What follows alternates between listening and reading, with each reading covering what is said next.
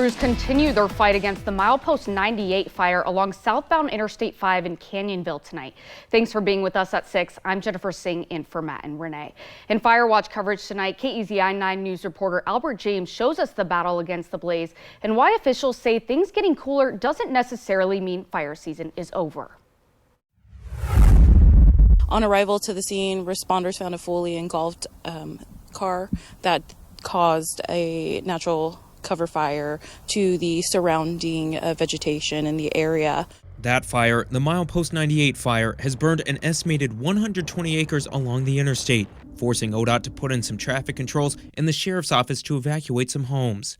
Thursday evening's heat made for an active blaze, but conditions cooled overnight into Friday, allowing crews to hold the fire and continue their attack. It was hot, it was dry, and fire activity was growing rapidly.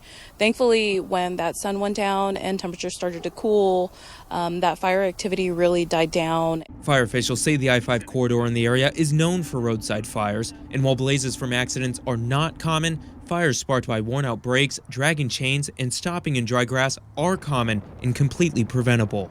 That catalytic converter, if it's not maintained, it can create BBs that then are released from the tailpipe of that vehicle, and they're hot debris that catches the vegetation on fire. Even as we enter September and things get cooler, Pope wants people to understand fire risk doesn't just go down overnight.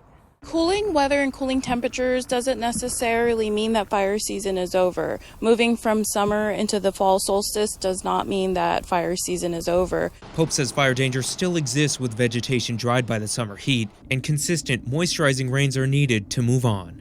And then you start to see greening up around you, not the dry, drowned grass. That's when you know that the signs that fire season are going to come to an end, and that's when all of our district will start to release that fire season is over. But until then, please follow those restrictions and regulations that are in place.